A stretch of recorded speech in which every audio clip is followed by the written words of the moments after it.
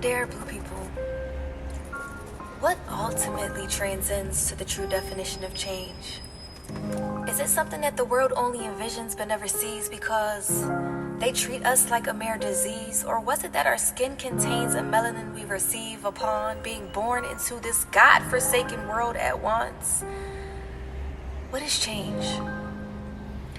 Knowing that our ancestors before us tried to make a difference. They even adopted a religion and bowed into repentance. They tried to intertwine different cultures without having to split them, yet still separated because being black in America is beginning to feel like a death sentence. Dear Blue people, what is change? It seems hard to define when the ideals of this country were built upon a mountain of lies that I ultimately despise, because if I disagree with the law, then I'm setting myself up with the chance to possibly die. Yet injustice in 2020 still remains at an all-time high. But why? Why is it that I'm scared to engage with the cop? Because I'm afraid that they don't like the way that I look? Or when I see those flashing lights whose colors are supposed to bring freedom, I ultimately get shook. And yes, I can admit that I do judge blue people like a book. Because of one's actions, I do believe that most cops are actually crooks, but can you blame me?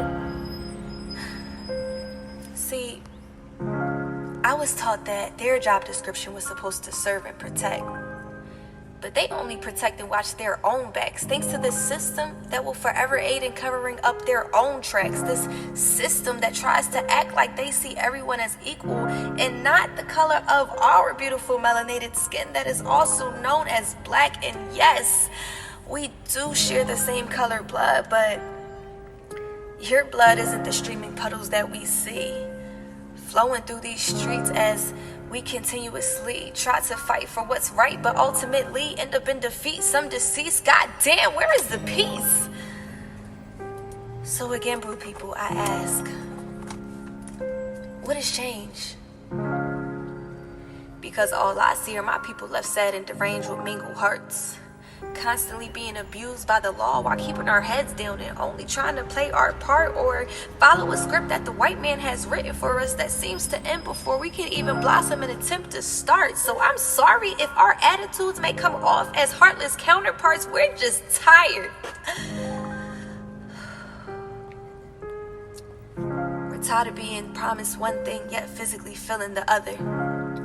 Over the senseless Karen calls and the important Black Lives Matter story that never seemed to get accurately covered, or that your system is always trying to make examples out of our beautiful black sisters and brothers. Scratch that, our kings and queens are honestly how we view one another. So now we're left to understand what is the true value of change. I mean, it may be that less than $1 until you actually need those last few coins to promote the change that you want to see. Something like the price to be free, and it all starts with a group of determined people, unlike our government, that's a little more concrete with not just words, but actual actions that constructively helps aspire, non-conforming, God-fearing people everywhere change. So if we truly want to change, then it has to begin with me and you.